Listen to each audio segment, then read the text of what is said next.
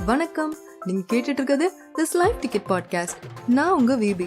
உண்மைகள் சில நேரம் கசக்கத்தான் செய்யும் பிரதர் சீரீஸ்ல இன்னைக்கு கம்யூனிகேஷன்ன்றது ஒரு ஆர்ட் ஃபார்ம். அதுல நம்ம என்ன பேசுறோன்றது மட்டும் இல்லைங்க, எங்க எப்படி பேசுறோன்றதும் உட்படும்.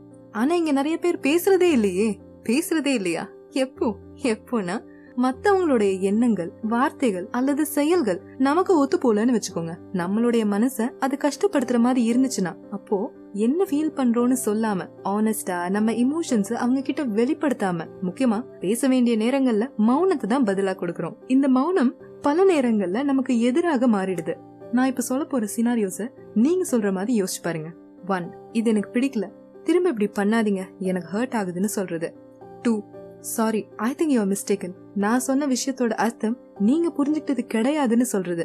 3, நீங்க இப்படி ஒரு டிசிஷன் எடுக்கிறதால உங்களுக்கு மட்டும் இல்லங்க, என்னோட ஃபியூச்சரையும் பாதிக்கும்னு சில ஐடியாஸ், சஜஷன்ஸ், கிரிட்டிசிசம்னு எதுவா இருந்தாலும் நீங்க என்ன ஃபீல் பண்றீங்கன்னு பல சமயம் மத்தவங்க கிட்ட சொன்னாதான் அவங்களுக்கு புரியும். அண்ட் அதை யார்கிட்ட, எங்க, எப்படி சொல்றோன்றதையும் கவனிக்கணும்.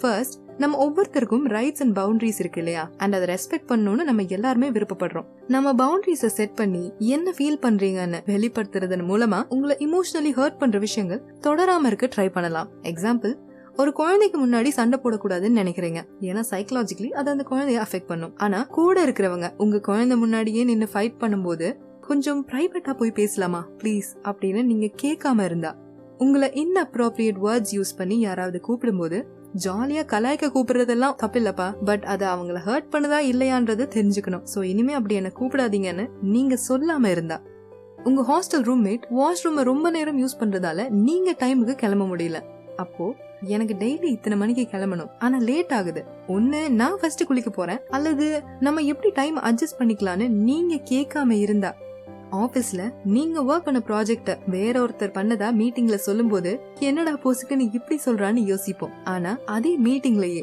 உங்க பிளானிங் எஃபர்ட்டை அப்ரிஷியேட் பண்றேன் அண்ட் என்னோட அனாலிசிஸ் அண்ட் டெவலப்மெண்ட் ஸ்கில் மூலமா ப்ராஜெக்ட முடிச்சு கொடுத்ததுல சந்தோஷம்னு நீங்க சொல்லாட்டி உங்களை இமோஷனலி ஹர்ட் பண்ண விஷயங்கள் தொடர்ந்துட்டே இருக்கும். இங்க நமக்காக நம்ம தான் பேசணும். ஆனா ஏதோ ஒரு காரணத்தால இந்த விஷயங்களை மைண்ட்குள்ள ப்ராசஸ் பண்றோமே தவிர வாய் விட்டு வெளியே சொல்ல மாட்டேறோம். அந்த இமோஷன்ஸ மனசுக்குள்ள போட்டு ஒரு பெரிய இமோஷனல் பாரமா ஆக்கிடுறோம்ல. நானும் பண்ணிருக்கேன். சொல்லலாம்னு நினைப்பேன், ஆனா எதுக்கு அப்படின்னு அமைதியா இருந்துடுவேன். திரும்ப அதே மாதிரி இன்சிடென்ட் நடக்கும். அன்னைக்காவது ஒரு ஆளு சொல்லிருப்பாங்க, இன்னைக்கு சுத்தி இருக்கிறவங்க எல்லாரும் சொல்லும் போது பேசாம ஃபர்ஸ்ட் சொன்ன ஆளுகிட்டயே நோ இப்படி சொல்லாதீங்க, அது கேக்குறவங்களுக்கு ஹர்ட் பண்ணலான்னு சொல்லியிருந்தா என்னை இன்னும் அதிகமா காயப்படுத்துற வார்த்தைகளுக்கு நடுவுல நின்னு இருக்க மாட்டேன். சொன்னா அவங்க கோச்சுப்பாங்க, திட்டுவாங்க, மரியாதை குறைவா இருக்கும்னு நினைக்கிறோம். நம்ம ஜாபுக்கு ப்ராப்ளம் ஆகிடும், நம்ம என்ன சொன்னாலும் அதை கன்சிடர் பண்ண மாட்டாங்க, நம்ம சொன்னா இருக்கிற பிரச்சனையும் ஜாஸ்தி ஆகிடும், அமைதியா இருக்கிறது தான் புத்திசாலித்தனம்னு முடிவு பண்ணிடுறோம். It's understandable. நம்மளை விட பெரியவங்க கிட்ட, பவர் அண்ட் பொசிஷன் இருக்கிறவங்க கிட்ட, அப்புறம் நமக்கு பிடிச்சவங்க கிட்ட ஆனஸ்டா அவங்க ஆக்ஷன்ஸ் எப்படி நம்மள அஃபெக்ட் பண்ணுச்சுன்னு அவங்க கிட்டயே சொல்றது கொஞ்சம் கஷ்டமா தான் இருக்கும். ஆனாலும் க்ளோஸ் சர்க்கிள் ஆஃப் பீப்புள் கிட்ட நம்ம இமோஷன்ஸ் அண்ட் ஃபீலிங்ஸ் சொல்றதால ஒரு கிளியர் கம்யூனிகேஷனுக்கும் ஹெல்தி ரிலேஷன்ஷிப் மெயின்டைன் பண்ணவும் உதவும். இதுல எக்ஸெப்ஷனல் பர்சனாலிட்டிஸ் இருப்பாங்க. யார் தெரியுமா? அதாவது மத்தவங்க தனக்கு என்ன பண்ணாலும் சரி, ஒண்ணு ஹர்ட் ஆனாலும் பரவாயில்லன்னு அட்ஜஸ்ட் பண்ணிப்பாங்க, இல்லாட்டி ஹர்ட் ஆகிருக்கவே மாட்டாங்க. சோ இவங்க எக்ஸெப்ஷனல். நம்ம லிஸ்ட்ல இவங்களை எடுத்துக்க வேண்டாம். இப்போ ஏன் பேச வேண்டிய நேரத்துல நமக்காக பேசணும், எதுவும் எக்ஸ்பிரஸ் பண்ணாட்டி என்ன ஆகும்னு பாக்கலாம். ஒண்ணு, சொல்ற விஷயம் யார்கிட்ட சொல்றோம்னு இருக்கு. உங்க 2 பேருக்கும் கொஞ்சமாவது அண்டர்ஸ்டாண்டிங் இருந்தாதான் உங்க பாயிண்ட் அட்லீஸ்ட் கன்சிடர் பண்ணி கிளாரிஃபை பண்ண முடியும். எவ்வளவு சொன்னாலும் புரியாத ஆள்கிட்ட எது சொல்லியும் பிரயோஜனம் இல்ல. 2, நீங்க எப்படி உங்க ஃபீலிங்ஸ் அண்ட் எமோஷன்ஸை வெளிப்படுத்துறீங்க? கோவமா, அக்ரெசிவா வெளிப்படுத்துறீங்களா இல்ல டிப்ளமேட்டிக்கா, கிரேஸ்ஃபுல்லி எக்ஸ்பிரஸ் பண்றீங்களான்னு இருக்கு. ஏன்னா lot of grace and understanding 2 சைடும் இருப்பதன் மூலமா உங்க பர்சனல் இமோஷன்ஸை உங்களுக்கு எதிராக அவங்க பயன்படுத்தாம இருக்கலாம். இதோட அர்த்தம் ஆழமானது. 3, இப்போ உங்களையும் என்னையும் வச்சுக்கோங்க. நான் சொல்றேன் உங்க மேலதான் தப்புன்னு. 1, நிஜமாவே உங்க மேல தப்பு இருக்கலாம், அதனால நீங்க சைலண்டா இருக்கலாம். 2, உங்க மேல தப்பே இல்ல ஆனாலும் அமைதியா இருக்கீங்க, நீங்க என்ன யோசிக்கிறீங்கன்னு சொல்ல மாட்டீங்க. அப்ப மோஸ்ட் ஆஃப் தி டைம் உங்க சைலன்ஸ்க்கு அர்த்தம் அக்செப்டன்ஸ் நினைச்சு நீங்க தான் தப்பு பண்ணீங்கன்னு நினைச்சு என் டெசிஷன்ஸை எடுக்க ஆரம்பிச்சிருவேன். அந்த டெசிஷன்ஸால உங்க ப்ரொமோஷன் மிஸ் ஆகலாம், உங்களுக்கு பிடிச்சவங்க உங்களை விட்டு போகலாம், தேவையில்லாம சுத்தி நெகட்டிவ் வைப்ஸ் கிரியேட் ஆகலாம், எப்படி வேணாலும் மாறும். சோ ப்ளீஸ் அந்த டைம் ஆவது speak up for your self.